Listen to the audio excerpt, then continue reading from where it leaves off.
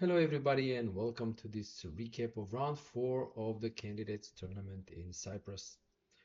The round turned out to be very exciting before the rest day and we have a new leader, a single leader in the open section, and that player is Sindarov. So we'll get to his game. Let's start with I would say the dullest one from the round, which is the game Bluebaum Praggnanandhaa. So d4, knight f6, c4, e6, knight f3, d5, knight c3, and now c6 by Praggnanandhaa, the semi-Slav. One of the many openings he can play. And this game was in a way interesting from the aspect that how would Praggnanandhaa play against formerly one of the outsiders in the event after the tough loss yesterday against Sindarov. So I mean, seemingly it's a fighting opening, the semi-Slav, especially after e3 by Bluebaum. But now instead of the standard semi-Slav move knight bd7, he played a6, and this is interesting because uh, I mean, basically, I tweeted this that he's following in the footsteps of his great compatriot Vishwanathan Anand, because this system, which I don't think has a name, but I've always called Chebanenko semi-Slav mix, you know, a6 and the semi-Slav setup, was used extensively by Anand in his World Championship match against Gelfand in 2012, and it was. I remember following the match back then. It was amazingly, I mean, how easy he was making draws against Gelfand in this line. And Gelfand was trying in the first three games when this was played. Gelfand was trying different setups with Queen c2, b3, and stuff like that. But Anand was basically making draw by force. So it was an amazing preparation. And in fact, Anand dropped the line once Gelfand played c5 in game 7, the game that Gelfand won. But obviously, theory has evolved since then, and c5 nowadays can be easily neutralized, and which makes me wonder why this line is not more popular. Yeah. So interesting choice by Prague. Bluebaum went for Queen c2. This is how he has been playing on many occasions.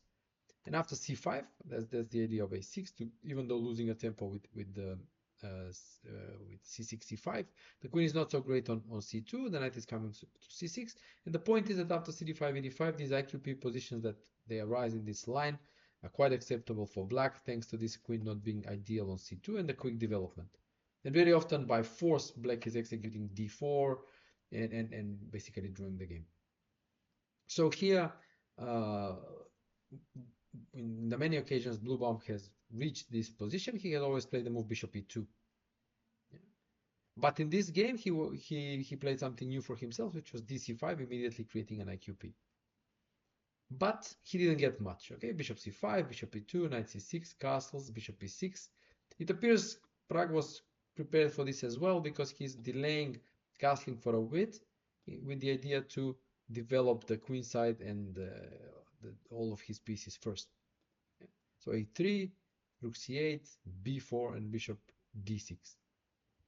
So the bishop is abandoning the a7 g1 diagonal, so d4 will likely be more difficult to achieve now without the bishop support, but this very good piece development, some weaknesses for white on the c file, the c4 square, means that black is doing fine. So bishop b2, castles, rook ac1, and now knight e5. Now immediately targeting the c4 square. So take on e5, bishop e5, queen b1 getting out of the pin. And now d4 immediately was possible, but Prague went for queen d6, attacking the h2 pawn. And then the idea is now if h3 or g3, then d4 is working. e4, bishop d4, at least d4. Yeah, I mean, just equal. But black can also play in different ways. No need to rush with d4 because white pieces are not really well placed to even dream about taking advantage of this IQP or even establishing a blockade on d4. So Bluebaum went f4, forcing the exchange on c3, bishop c3, bishop c3, and now knight e4. So yeah, white has a nice bishop, finally establishing control of d4, the blockading square, but the strong knight on e4 and the good control of the light squares neutralizes this. And okay, bishop e5, queen d7, all exchanges on the c file, f6, bishop b2, knight d6, take on c1, take on c8, take on c8, queen c1, knight c4, bishop c4, bishop c4, queen c4, d4. It's an easy draw. Yeah, opposite color bishops, and the game was drawn in 37 moves. Yeah, you can see it here. Nothing really changed. So another safe game by Bluebaum. He's really just playing how I expected him to play, playing his openings with some deviations, obviously, but staying very solid, not risking much. He was in one moment or two, he was under pressure against Sindarov, but in all the other games, he really didn't have any problems to hold the draw. As for Prague, well, I mean, relatively easy draw after the loss. So he's on 50% free day, but he will probably have to think a little bit if he's about to win in view of the tournament situation where we have a leader on +3. He's a point and a half behind. So, well, I mean, and the rest of the people who are actually thinking of winning the tournament, they will probably have to start taking a bit more risk in the in order to catch up. Yeah, but this can also be double-edged because that's what happened, for example, in Madrid with Caruana when Nepomniachtchi she was running away with the event, winning everything from the start. Caruana was also winning, but then he put so much pressure on himself that he cracked and he started losing games. So this can happen to everybody else, and it's not a given that Sindarov will continue winning. But okay, let's not jump ahead of ourselves. Okay, so that was the first game to show.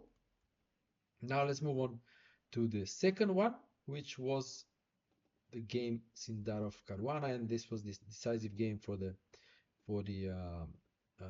standings because both players were on 2.5 out of 3, and it was basically the derby of the tournament at this stage, obviously. Yeah, so d4, d5, c4, and now e6. This is interesting because as we shall see, Caruana wanted to play Queen's Gambit accepted, so the question is why not dc4 immediately? And the only reasonable explanation and the only deviation that White has, in fact, is the move e4. So maybe he just wanted to avoid this most critical line against the QGA. So he started with e6 and after knight f3, he did not repeat the move knight d7 that he played against Giri, but he went for dc4, transposing to a Queen's Gambit accepted. Now White has a choice, e3 or e4, both are possible. Sindarov went for e3, the more classical approach, and now we get the main line of the QGA.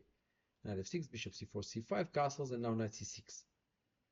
This has been played by Caruana before, even though not in recent history. The games I found are from 2022 and 2021. And interesting that the only game Sindarov has played in the QGA was at the World Cup, where Martinez played bishop e7 against him, yeah? And he just posed to an endgame after dc5, and the game was drawn.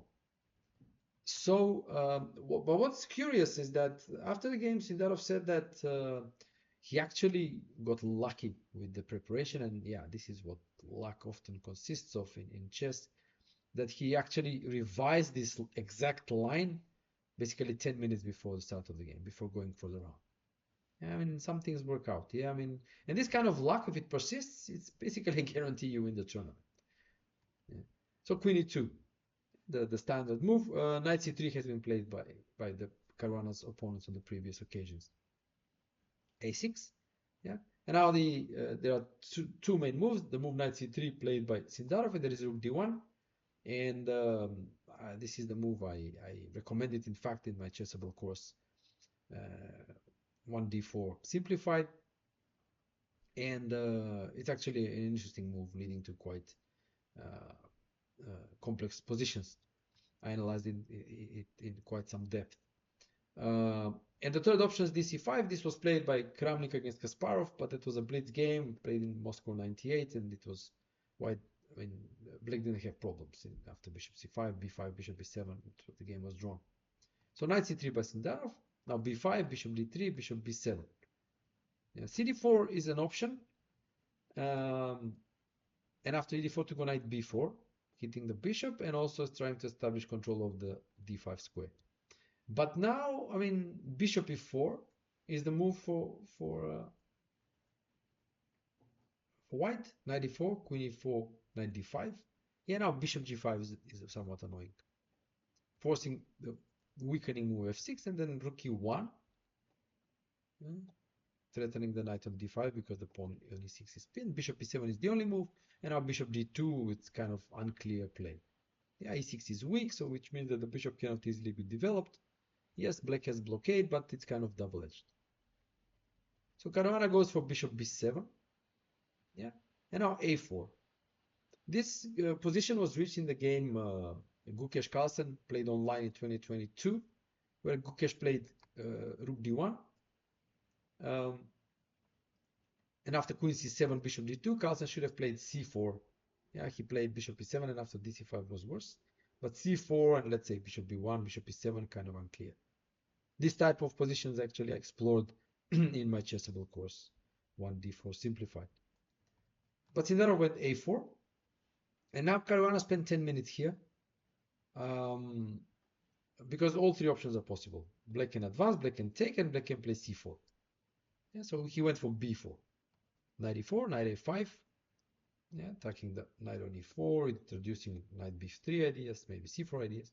So knight f6, gf, dc5, knight b3, all kind of semi-forced, yeah. c6, not allowing the knight to recapture on c5. Bishop c6 and knight d4, target it hitting the bishop on c6 and forcing the exchange of the knight on b3. Knight e4, e4, rook g8, and now g3. So this is move 17, and this is the first move that Sindarov spent some time on. Up to this point, he was blitzing out, whereas Caruana was the one doing the thinking, and on g3 he spent 26 minutes. He was probably considering the alternative bishop e4, but g3 is kind of more ambitious, even though it's weakening, but it keeps the light squared bishops and keeps more pieces on the board. And again, it's a funny time management by Caruana, because, okay, he may have not been lucky to get the variation to the surprise that he wanted, but it was still the line he chose. So again, he was spending a lot of time on all these moves up to here. And in this position, he spent 17 minutes on his next move, and it was a bad move. Yeah. He should have taken the pawn on d4. And after bishop e3, yeah, queen d5, threatening mate, f3 should be played, f5 now. Yeah. Take on a6, bishop c5, bishop c5, queen c5, king g2, king e7, and this is quite a sharp position. Neither king is perfectly safe. White has a passed pawn, yeah, but black has more kind of central control, maybe some ideas to play against the white king. So it's pretty sharp and objectively balanced. So he didn't go for that. He went for f5 immediately, and now bishop c4 was very strong. Now already it's not possible to take the pawn on d4 because queen d4, bishop e6 is annoying. Queen e4 must be played to force the exchange of queens. Queen e4, bishop e4, and after bishop b3, this is a sad endgame for black. Yeah, I mean, all these pieces are weak. The king is still not settled.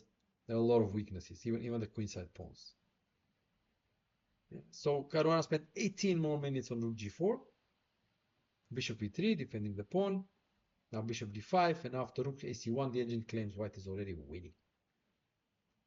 For a human, it may still appear maybe unclear, but it's all about the king safety, yeah, and also the weakness of the queen side. So Caruana went to bishop e7, bishop a6, king f8, 6 more minutes. Actually, at this point, he had 6 minutes left. Yeah, so this is move 21. For 19 moves, he had 6 minutes left, no increment. Yeah, so this was basically game over. And Sindarov had like more than an hour or something like that. So it's kind of, and he played really exact. The wrap up was very effective. So bishop b5, bishop f6, rook d1, king g7, bishop c6, rook a5, take on d5, rook d5, rook c5. Simply trying to exchange pieces, basically win with the a pawn. Yeah, for example, here bishop d4 to regain the pawn, rook d5, queen d5, and a5, and black is pinned. yeah, and the opponent marches. So queen, rook d7, yeah, now d5, very strong move by Sindarov, e5, queen f3. Now he returned the pawn, but created more weaknesses in black's camp. So here, Caruana, when he took on b2, he had 3 minutes left for 12 moves, whereas Sindarov had 45. Massive time difference and a completely winning position.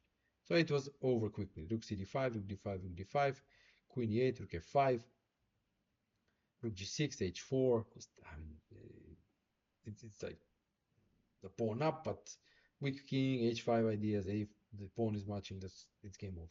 Bishop c3, h5, rook a6, check on g4, king h8, check on d4, f6, rook c5, threatening rook c8, and that was it.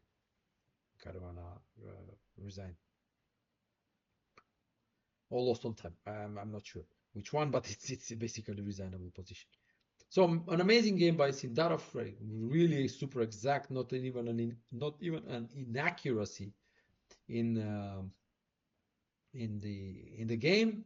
Whereas Caruana, I mean, really shocking game for him because the opening was supposed to be a surprise. It wasn't.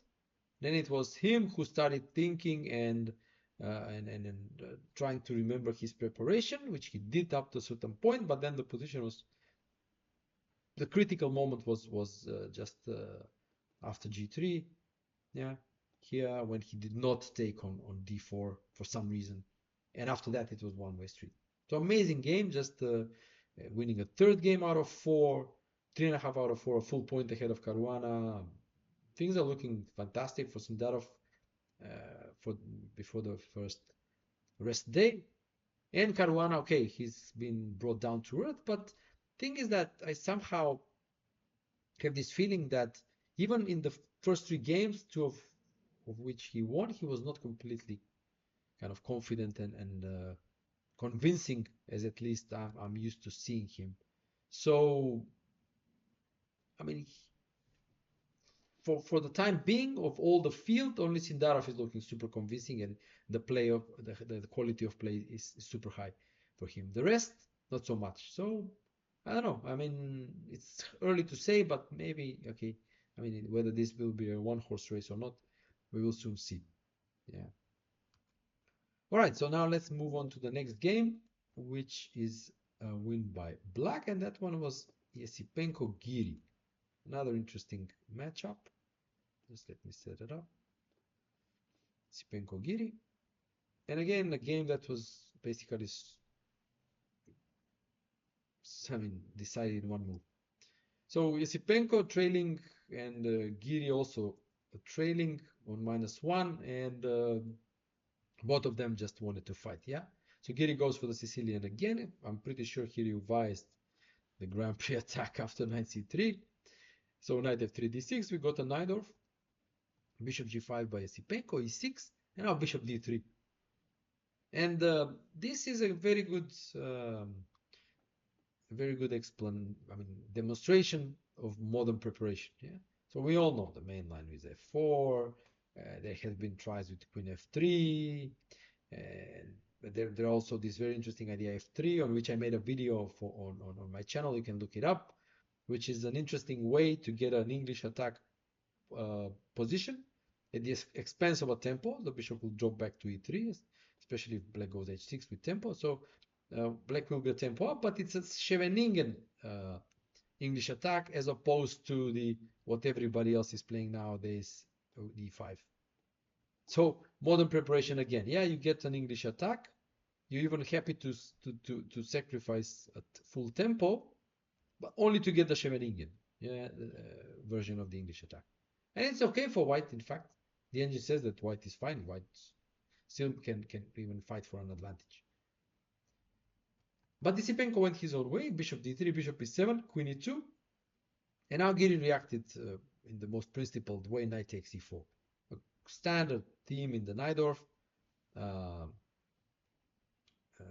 The idea is that the bishop on g5 is not protected, and in case of bishop e7, there is knight c3, so the mutual extermination of the pieces continues.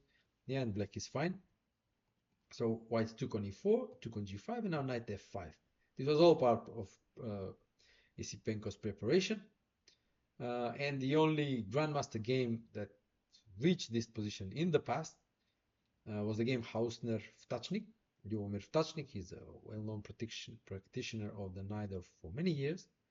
In this position, he actually took on f5, knight g5, king f8, and this was a pretty messy position. Black is a pawn up, but the king is kind of not settled. The pawn on d6 is kind of weak, so white has compensation here. But Giri went bishop e7. Yeah, so he wants to keep the center as it is and give up the g7 pawn. So knight g7, king d7. And already we're having quite a messy and unusual position in the Najdorf. I mean, one of the best-selling courses on Chessable is my Najdorf Simplified. And I have played the Najdorf since the, I don't know, 80s, and I have analyzed it ever since then, but I've never seen such a position. Like the king going to d7 with all the queen side undeveloped. Yeah, so, but this is actually success in modern preparation. Yeah, to get this type of position with white pieces as early as move 11. So this is and obviously having it analyzed and prepared previously. So castle by white, knight c6, and now c4. All part of Yasipenko's preparation. It's clear that he will go after the king. Yeah, the king will probably hide to the queen side, and white will try to attack it with some b4 and so on, as a way to compensate for the long-term advantages that black has, which is the pair of bishops and this central preponderance of pawns. So king c7, Giri is running away and also trying to develop with bishop d7, knight h5. The knight had nothing more to do on g7, and it's coming back into the game. So it will take time, obviously, maybe from f4, maybe from g3, but also from f6. There are some tactical ideas. Bishop d7, rook fd1, rook c8, and now b4. A good move by Yasipenko, sacrificing a pawn, otherwise threatening b5 at some point.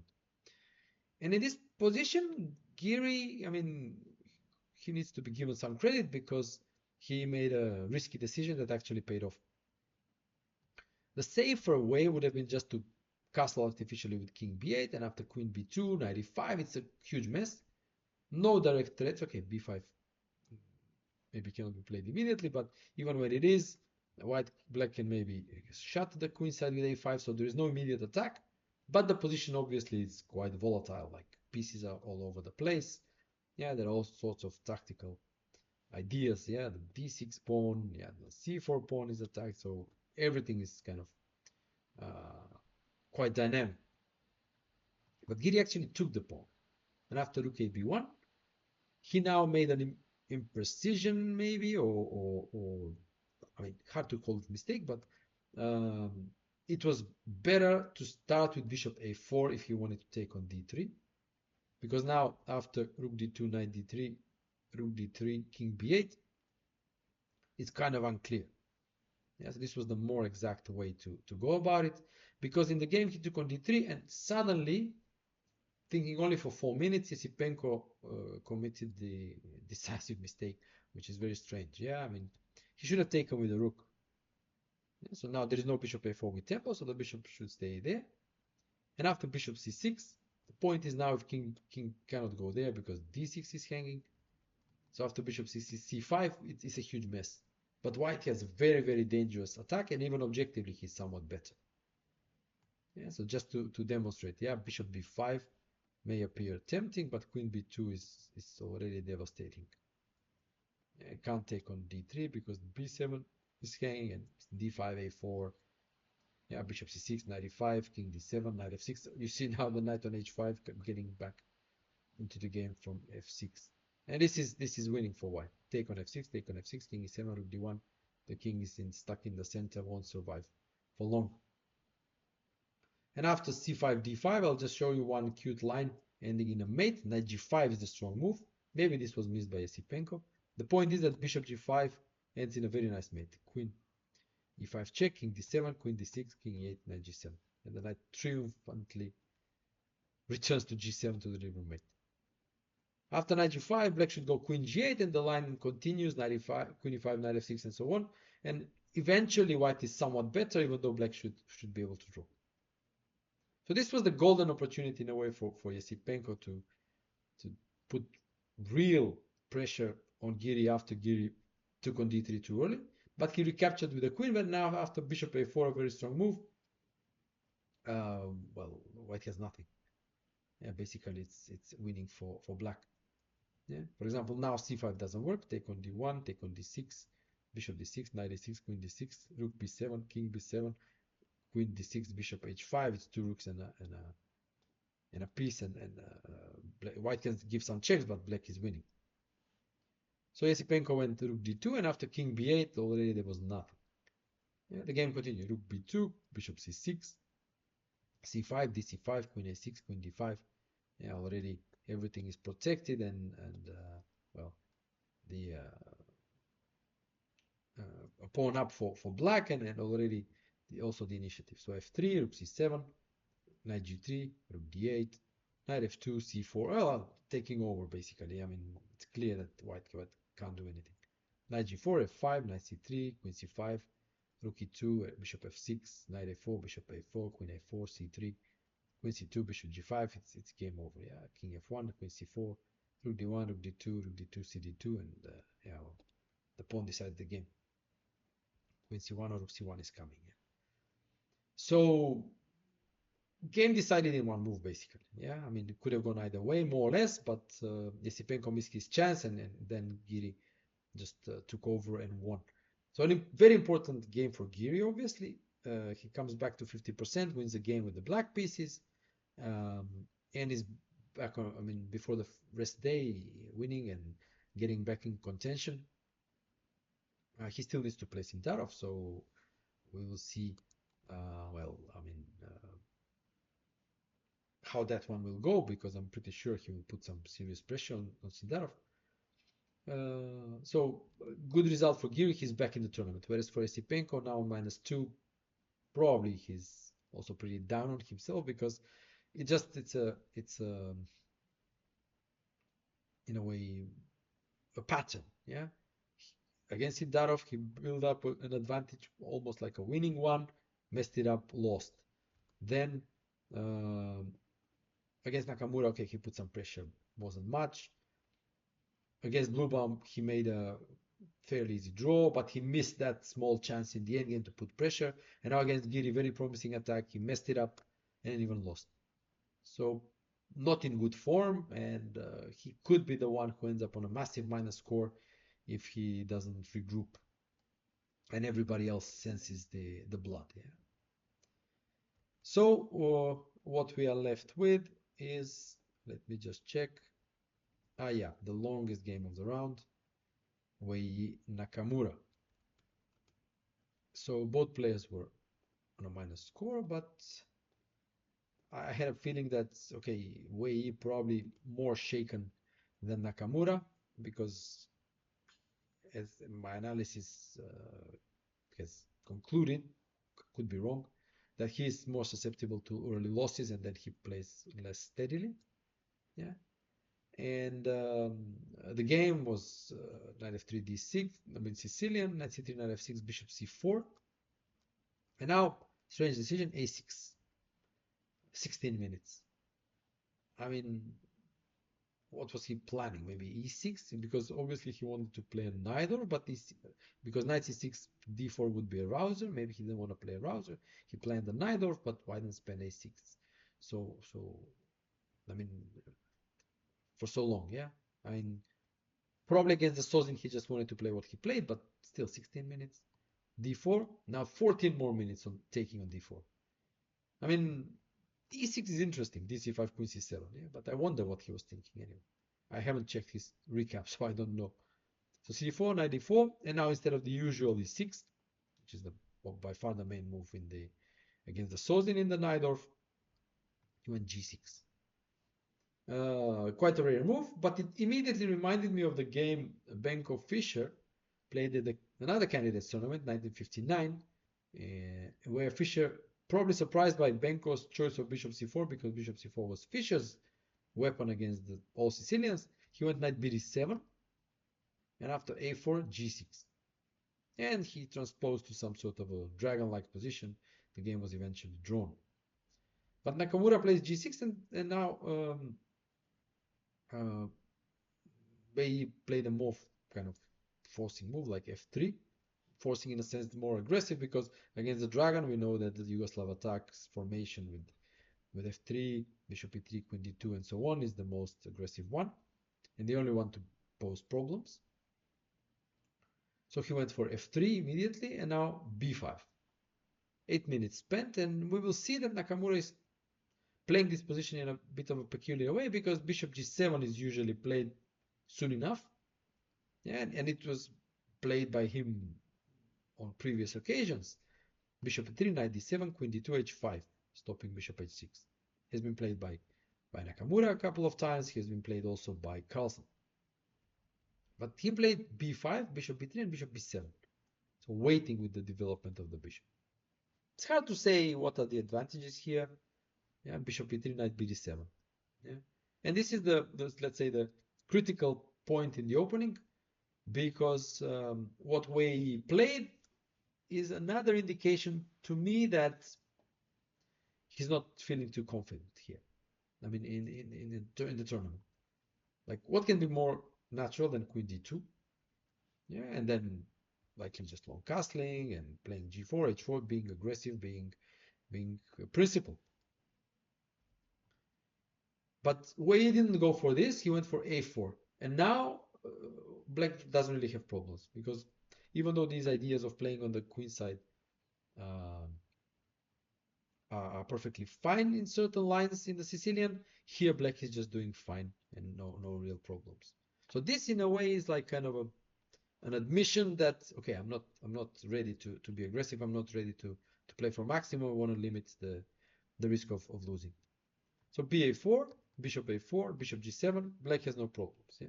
Knight c6. Even this for trying to force some simplifications. Queen c7, knight a5, castles. And now, for example, it's not great to take on b7, because after queen b7, b2 is hanging. There is a threat of knight c5. Black is doing excellently here. Excellent play on the queen side. So Wei took on d7 with the bishop, knight d7 and knight d4. Just going for exchanges, just playing it safe. Again, I think this is quite psychological, that he was trying to make a draw, basically, being surprised by Nakamura's opening choice, I would expect. And now, I think at this stage, kind of Nakamura sensed that Wei is trying to kill the game off, and he understands obviously that he has no problems, so he shows some ambition and goes bishop h6. Yeah, just keeping more pieces on the board. Nothing wrong with taking on d4 and playing knight e5, or just playing rook a b8. Yeah, but Nakamura is just showing, okay, putting some psychological pressure. So short castle, e6 now, controlling the d5 square. Black is doing really more than fine. Yeah, queen e1, rook b8, queen h4, where he manages to exchange the bishops. Bishop g7, take on g7, king g7, queen f2. And in this position, okay, Nakamura has several good options. There is knight f6, there is rook c8, but he went for bishop c8, opening the b file. And from already, I think from starting from bishop h6, it was actually Nakamura trying to squeeze something out of this obviously problem-free position for him. But he actually, I think, tried to play for more than just a draw. Okay, so the pawn on b2 is hanging. Wei went knight d1, knight f6, threatening d5. Wei goes c4, trying to clamp down onto that square and top b5, but Nakamura went d5 anyway. And as it's usual in these Sicilian positions, even though white is super solid, no weaknesses, there's this inherent trend in the Sicilian positions that if white doesn't do something with his initiative, then the initiative tends to pass on to black, even though it can be minuscule, as in this case. So just to show you what I mean, cd5, d5, and now it was possible to take on d5 and seemingly make an easy draw, but after rook b5, it's a bit tricky. Yeah, the knight on a5 is a bit stranded, like knight c6, rook d5 is already a big advantage for black. So white should find the only move d6, queen d6, knight c4, queen c7, knight d3, and this is around equal. But it's again clear that black has kind of very easy play, and black is the one trying to do a bit something with his initiative. So where he didn't go for that, he went for e5. Yeah. And now Nakamura went knight g8. Yeah. So queen e5 obviously is not possible because of knight c6. Yeah. And he goes to g8, and this is again showing that he wants to play for more because he wants to go knight e7 and securely defend this pawn on d5, which is also a passed pawn, at the same time targeting the pawn on e5. So knight c3 by Wei Yi, attacking the pawn on d5, knight e7, rook fc1, queen d8, getting away from possible discovered attacks, rook d1, taking d5, bishop e6, knight c4. Wei Yi plays well this stage of the game because he's consistently trying to force simplifications and make a draw. So knight f5, yeah, and now knight d6. Again, a nice kind of move to force simplifications. Knight d6, cd6, queen d6, check on d4, king g8, and knight d5. And it appears okay. That's pretty much about it. Yeah, I mean everything gets chopped off. There is the threat of knight f6. So bishop d5, queen d5. Now it was possible to take on d5 immediately. Nakamura gave check on b6, queen d4, and now queen d4, rook d4, rook b2, rook a6. It appears it's game over. But after rook c8, well, it's not quite. Yeah, still some pressure.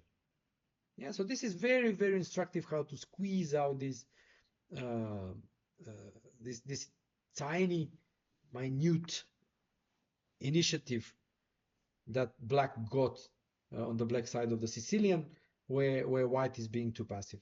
That's why the Sicilian is such a popular opening, that there's no like balance. Like white can be punished if they are staying passive, unlike in some other openings, for example, which have much less dynamism. So Wei Yi played h4. The idea of h4 is to stop some h5, h4 ideas by black. For example, let's say rook a1, rook cc2, rook g4, h5, king g, rook g5, h4. Yeah, a bit limiting. Yeah, I mean, even though after h3, king g7, the engine says this is just a draw, but it's not pleasant. Yeah, the rook may come to g4, then after f5 can be stranded, and taking there loses the pawn on g2. It's unpleasant. So h4 is understandable. Rook cc2, rook g4, h5, rook g5, rook c4, and now move 40. Decisive mistake by white. Yeah, it's hard to imagine, but yeah, the problem with h4 was that white will lose that pawn. So the idea is that yeah, you can lose that pawn, but if you force either a single rook endgame or you get rid of this annoying pressure on the second rank, it should be an easy draw. So what white should have played was to go rook a1, take on h4, and now rook ga5.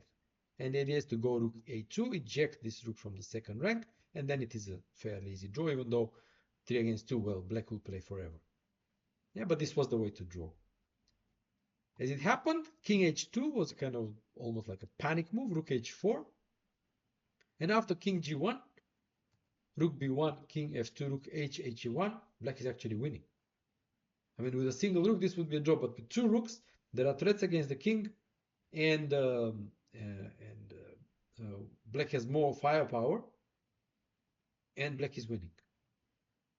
Again, Nakamura was, I just saw some tweets that he was disappointed not to win this, even though he said it himself, it wasn't really easy, and we will see what that means. Rook a2, and now king g7. Now, we will see that Nakamura chooses a plan of activating the king to g5, but in fact it was possible to win even without the king with the move h4. And the idea is basically very dynamic one. Black is playing for an attack. So rook e5, rook h f1, so h4 is not giving the king the option to go to g3, king e3, and now h3, breaking the small pawn chain g to f3, and the point is that after gh3, white will eventually lose both pawns. Check on b3, king e4, rook f3. Yeah, the pawn is attacked, so h4, and now rook b3, king d4, take on e5, take on e5, king g7. This is winning for black. the white king is cut off, h4 is weak, and after king h6, king h5, f5, it's very likely that white will lose the second pawn, I mean the h pawn, and it will be 2 pawns down. So this was the first moment to win.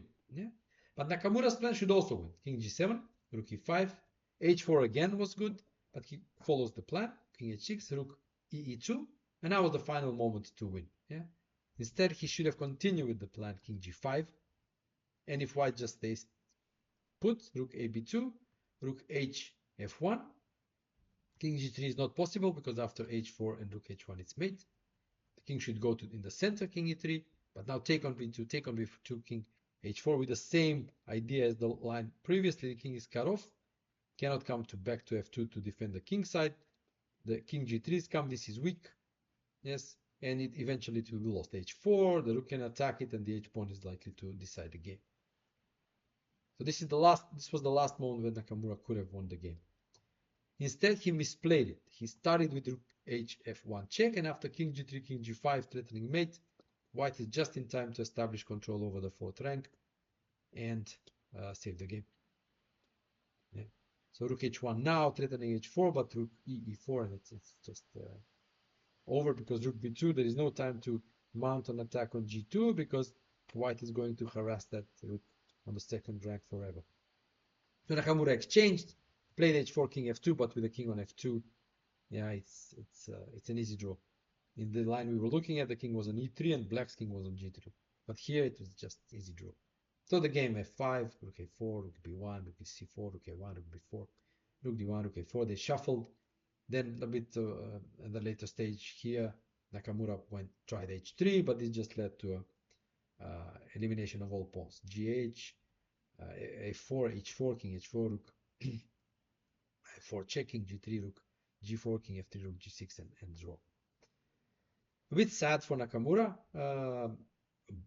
I mean, strange game by Wei Yi, hoping for a Sozin, then switching gears and going for simplifications instead of a more aggressive mindset that the Sozin indicated, then playing for a draw pretty well, eliminating to a drawn but somewhat unpleasant double rook endgame, committing a fatal mistake on move 40, and then it was only Nakamura's hands which he misplayed. It was funny that after round one, Nakamura said that okay, Caruana's endgame technique wasn't great, and Caruana actually quipped and said neither was his. And here we have another kind of confirmation, yeah, that Nakamura's endgame technique wasn't that great. Somehow I always get the impression that, I mean, had this been a blitz game on the internet, he would have won it. Yeah. But here, yeah, well, I mean, he had a realistic, very good winning chance. And normally he's very good in technical positions, but he didn't find the win. A bit sad, yeah? And going into the rest game with a win would have been massive for him.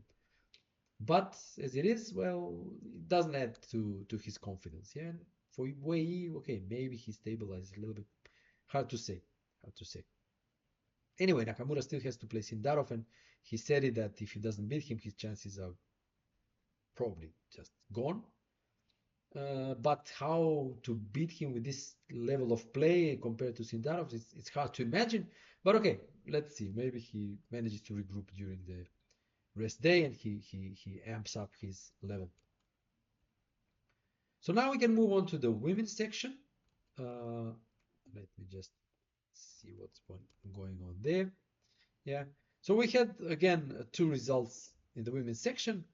Anna Muzychuk beat Katerina Lagno, and after that she's a leader now together with Assaubayeva. The game was, again, it's pretty interesting. I'll walk you through the critical moments. Just let me set that up. This one, right? So the game was a Rui Lopez, bishop e7, and Muzychuk went for this delayed exchange on c6, dc6, and d3. So sort of a maneuvering game. And we'll skip to move 10 here. Both sides have developed.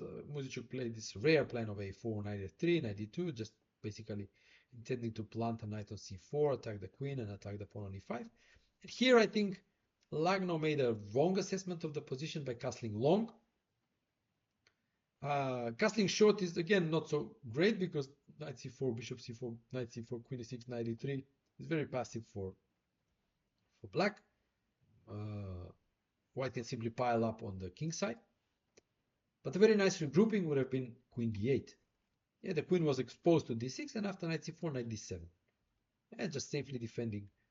It's a standard maneuver in these positions for black, defending e5. And then bishop can be developed maybe to c5, maybe the queen can come to e7, the king can stay flexible, short castle or long castle with a better arrangement of black's pieces. This would have been nice. But after long castle, knight c4, bishop c4, bishop, knight c4, queen e6, yeah, queen e2, white has a clear plan of just attacking on the king side, on the queen side. And then we had another critical moment where what white did was actually implement the standard plan known from the classical game Capablanca-Janowski, which is basically to push through b5. Yeah, and after the c pawn takes on b5, the plan Capablanca implemented, d5 is weakened, so he just went knight e3, planting the knight on d5 with the help of c4, and won a classical game. Yeah, so that's what Muzychuk did. And the surprising thing for me was that actually the engine, for a human, that's the way to play. I mean, you know Capablanca's game, you know the classical blueprint, and you just follow it. Yeah, but the engine after the standard build-up, so knight d2, bishop, knight d7, bishop d2, threatening b4, b6, b4, king b7, rook b1, rook a8. Yeah. Now the immediate b5 doesn't work because ab, ab, cb. Yeah. You can't recapture on b5 because there are threats. First, the rook is hanging, or otherwise rook a1 would be unpleasant on the first rank. And here, Muzychuk just played in accordance with the plan, queen e1, defending that rook on a1 in advance and preparing b5. But the engine actually here treats the position very curiously. This was surprising to me. It suddenly stops dead with queenside play and starts to play moves like bishop e3, f3, bishop f2, not committing to the queenside. Yeah, this is actually amazing. Like you learn from engines like this. And I think the reason is that the engine calculated far enough to see that b5 brings nothing and wants to squeeze more out of the position, but by just maneuvering first. Yeah, but humans don't play like this. I mean, you never play like this. Yeah, but a very instructive moment, at least for me here. But anyway, queen e1, h5, b5, cb, ab. AB was, I think, safer because just it destroys this out like advanced pawn on b5, take on b5, take on e1, rook, queen a1, rook a8, queen b1, and now more moves are possible. Okay, king c8 is one, rook a4 is another, black is fine. Yeah? I mean, there is not enough firepower for white to break through on the queen side. But Lagno went a5, which is also fine, but it allows this sacrifice, bishop takes a5.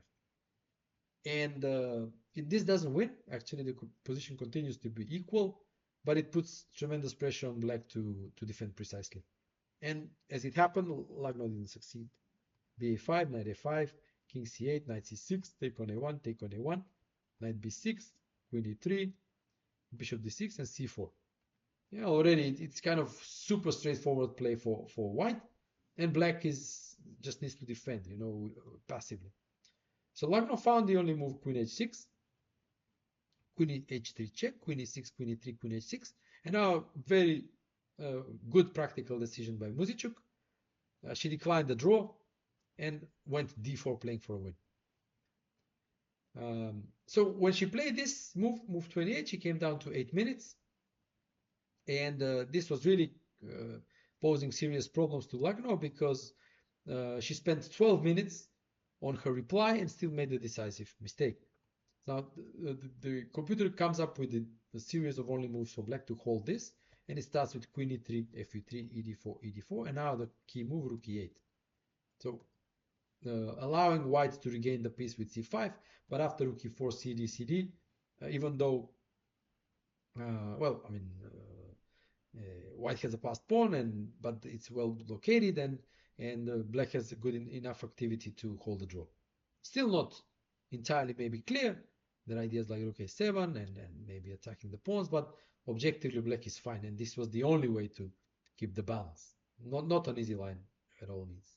But what Lagno did was basically immediate suicide. e4, queen d4, and now it's game over. You can't stop c5 or even e5, and it's just everything collapses. King b7, c5, rook a8, cd6, queen d6, rook a8, and basically that was it. Yeah, I mean, if queen d4, there is first check, and if taking on a8, there is queen a1, and it's just game over. Yeah, and Lagno resigned. So again, a game that was decided thanks to one mistake, but Lagno continues her topsy-turvy tournament. In every game, she's winning, losing, winning, losing. Not very high quality, not of play, not much stability. Muzychuk, in fact, has been pretty stable, and that is actually a good strategy in a tournament like this, just to be super stable, and when the chances come, okay, to be able to take them, like she did in this game. So her first win in the tournament, and immediately in the lead with Assaubayeva. So Assaubayeva, she had some really interesting preparation against Tan. Let me just set that up. But she couldn't capitalize on it. So, all right. d4, d5, the c4, e6, knight f3, c5, the Tarash. This was Tan's weapon in her world championship match against the women world championship champion's name escapes me. I have to look it up. I mean, I can't just let it go like this. Oh man, this is embarrassing. Okay. Ju and Jun. Oh, sorry guys. Ju and Jun, yeah, of course. Well, she played the Tarash against Ju and Jun, and it's her weapon of one of her main defenses. And Assaubayeva came up with an interesting idea. Proceed g3, knight f6, bishop g2, bishop e7, castle castles. And it's funny that you see, I mean, white is delaying the development of the knight to c3, and black is also delaying the development of the knight to c6. Yeah, some subtleties here. Yeah? So knight c3, knight c6 now is the transposition. Bishop g5, the main move. Yeah, c4. This is what I have also played when I've played the Tarash with black, the line with c4. And now rook c1. Actually, this is rare. This is the preparation part. Knight e5 and b3 are the main moves.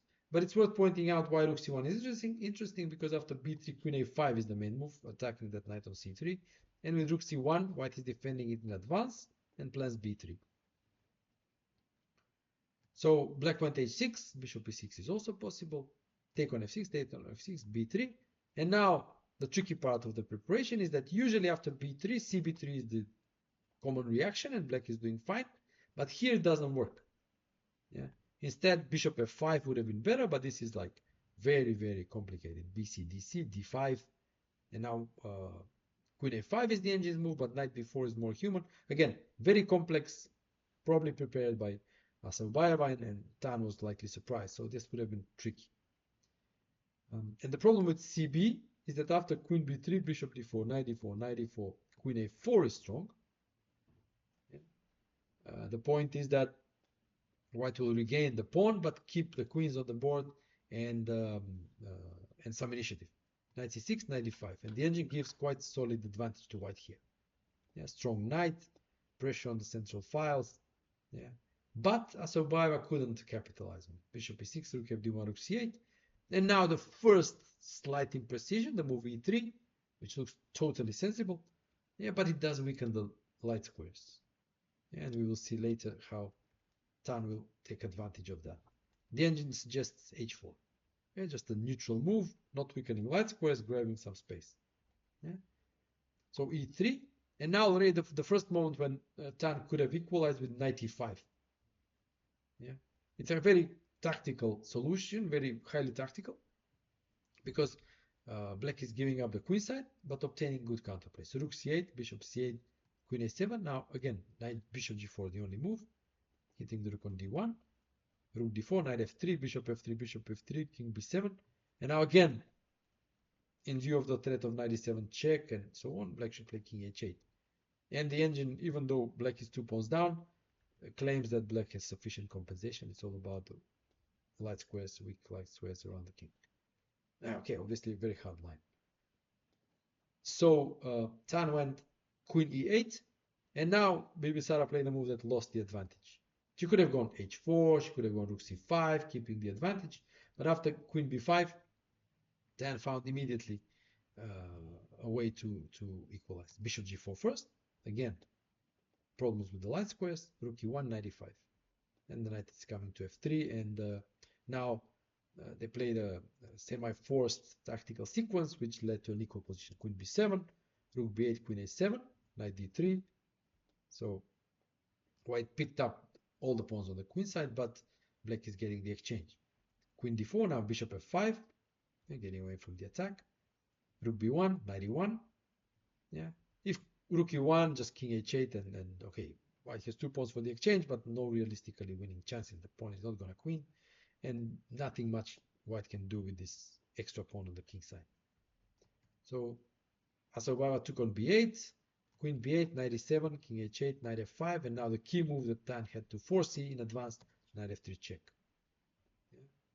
So it has to be taken, but queen b1, the saving move, picking up the knight on f5, and this is a draw. Yeah, and they drew on 46 moves, but no realistic chances for either side. Like 2 pawns for exchange. White doesn't risk anything, but white also doesn't risk winning because the pawn is too far. Yeah, and can easily blockade it, and nothing to do on the king side. So they drew in 46 moves in this position. So that was the game. Assaubayeva Tan. The game Divya Gina was another interesting game with, again, certain mistakes by both sides, but we will see how they went. c4 for Divya, e5, knight c3, bishop b4, 95 a5, popular line. It was on this bishop b4 on second move.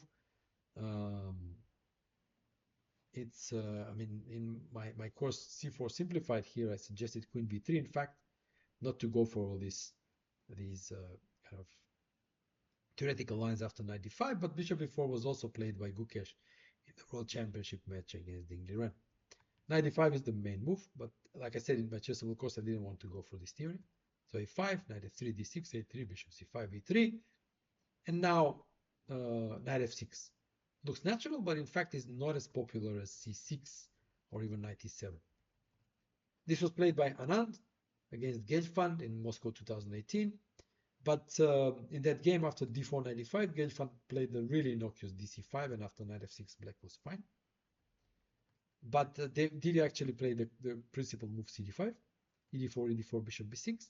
And now we land in a position which is hard to evaluate and also not so easy to play, because these 2 pawns in the center are both strength and a weakness.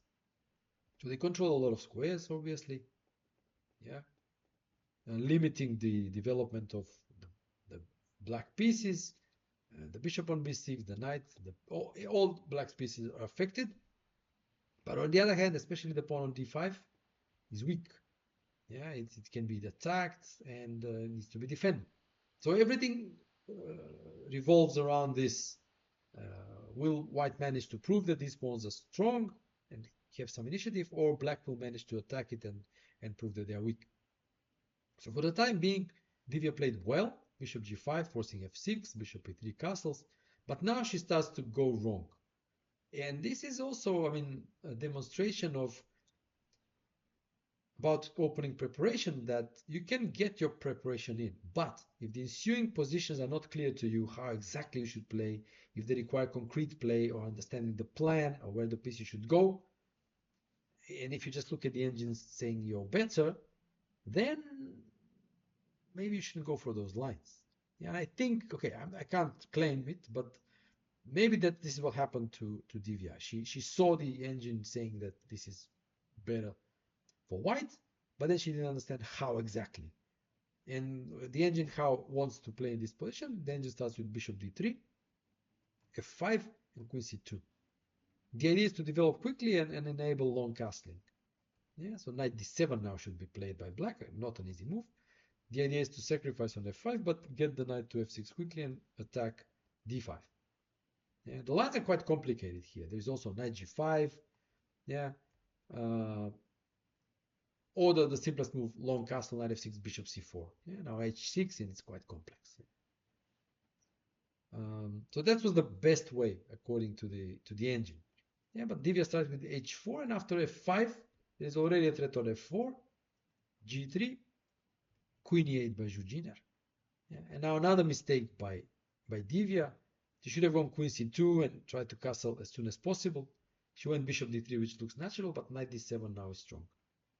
And as I explained, knight f6, knight d5, it's becoming hard to defend that pawn on d5.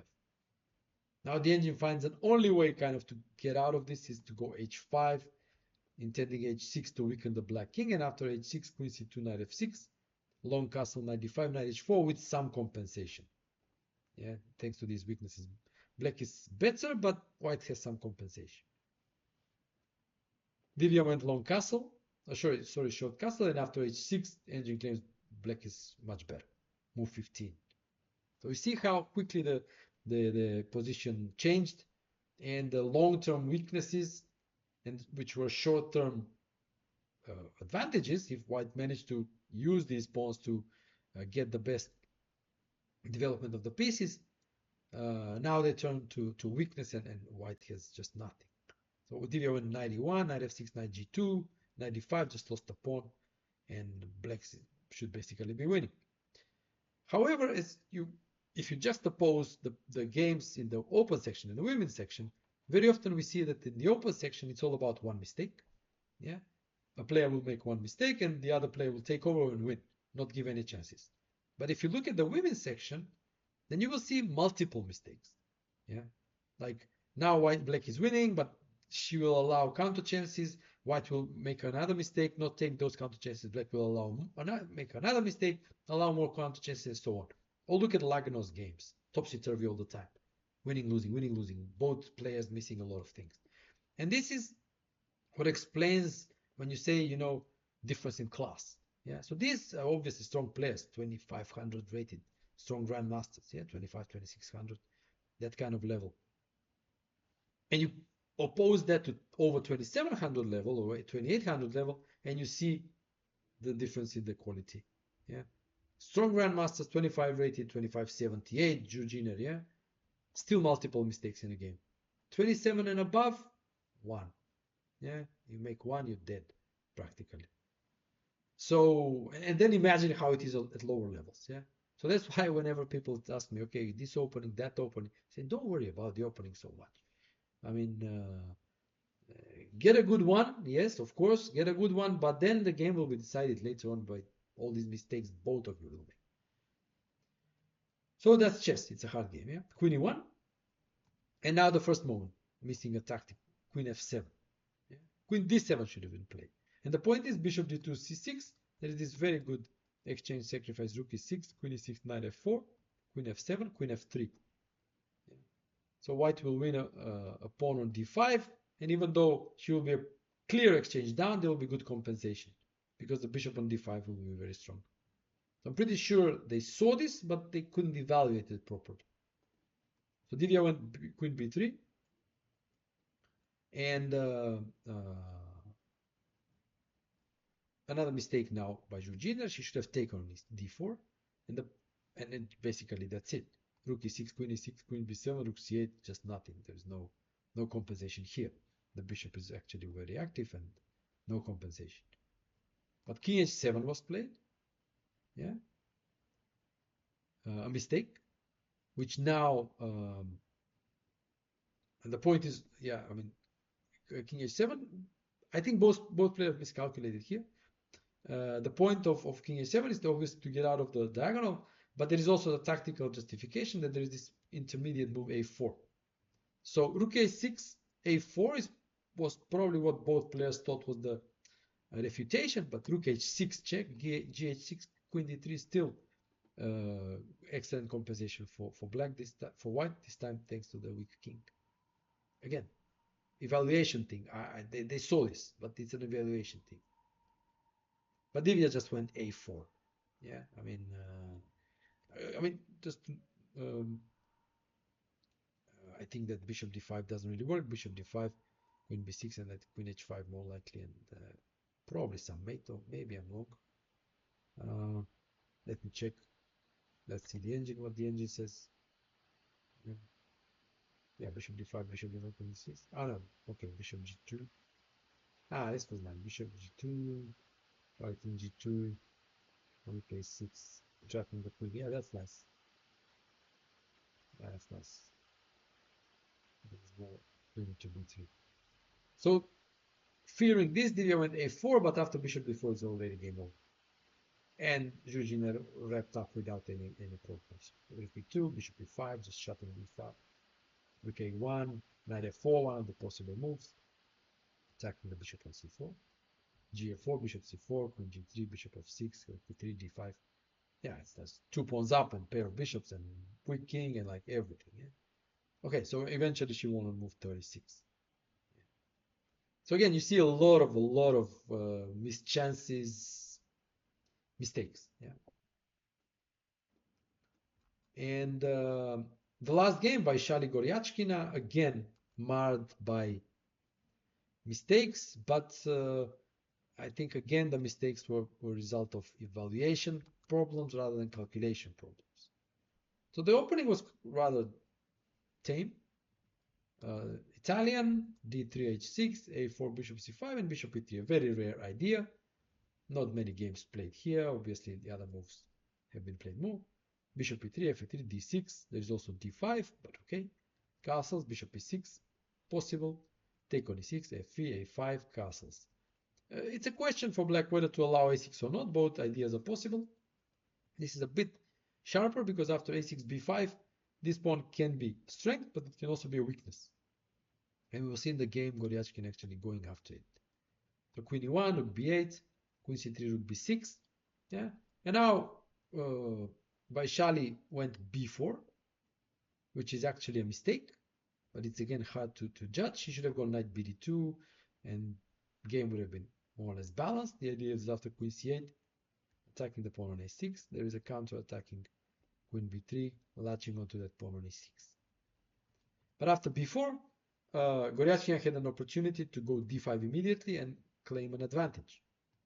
The tactical justification is that the pawn on e5 cannot be taken because take on e5, queen e5, knight g4 is very strong. Attacking the queen, attacking e3, and rook f8, queen f8, queen g3, defending against queen f2, and now we see why this b4 was a mistake, because of queen b4. Yeah, and knight cannot be captured, and otherwise this queen b2, and just everything collapses. So again, maybe not an easy line to see that queen f8 is hitting b4 and so on, but this was a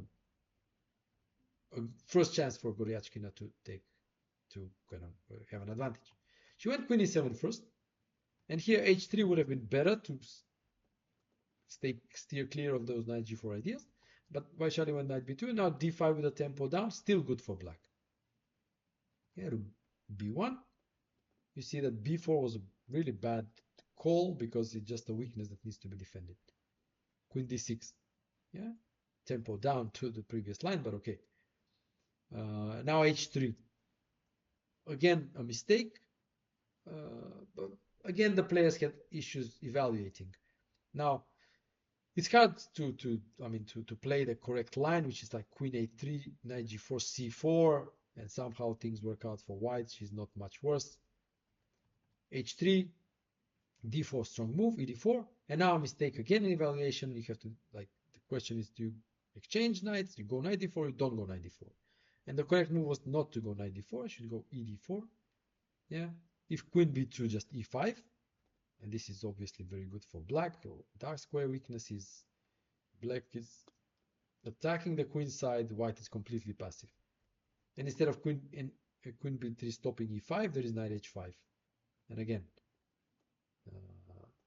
dark square weaknesses, and engine claims this is winning. So they saw the lines, but they thought they were not that good. Okay, at least Goryachkina. She took knight d4, but queen c5 now, and white is out of danger. So they played some more moves, and another critical moment was on move 24, where, okay, this is balanced, king f8, rook b8, whatever. Goryachkina played knight e2, and basically they started repeating. Rook b1, knight f4, rook b3, and draw was agreed. But in fact, after knight e2, Vaishali now had a chance to play for an advantage with cb5. Yeah? The idea is not so much to take the pawn, but to free the c4 square for the knight. And now engine comes up with a 10-move long sequence where black somehow holds a draw in a double knight endgame, but this would have been serious. Let's try. It goes d5, stopping knight c4, rook b1, rook c2, knight b3, knight f4, knight e1, defending and attacking, rook c7, rook c1, rook c1, knight c1. Yeah. So white is a pawn up, okay, it's doubled and so on, but still, yeah, now the first line continues, and 6 moves later, it's like complete annihilation of all material. But this would have been a chance for Vaishali. Yeah. So that's another game where you can see the ups and downs and the misses in evaluation, mistakes like this. Yeah, I think it's good to compare these things so you understand how different levels of players play. All right, so I'll wrap up this recap. Again, in the women's section, we have 2 leaders. We have Assaubayeva and Muzychuk, yeah, leading, and very good results for Gina, the pre-tournament favorite, rating favorite. She's back in contention, back on 50%. She had like 3 winning games previously. Today was the 4th. She could have been 4 out of 4, but only 2 out of 4. But still, hopefully this gives her more confidence now, winning with the black pieces, and puts her back in contention. On -1 we have Divya, and Lagno is back to 50% with her top seed early play. So it's a very, very open tournament, quite unlike in the open section where we have Sindarov running away. So it will be interesting again to see how this continues after the rest day. So guys, thanks for watching this. Quite a long recap, but I couldn't do it yesterday. Today I just wanted to do it more in a more detailed way. And so yeah, check out my Chessable courses. You see there my Substack. Get the method. You can see the description of what the method is in the description of this video. And in case you haven't done so already, make sure you smash that subscribe button, because these recaps will keep coming.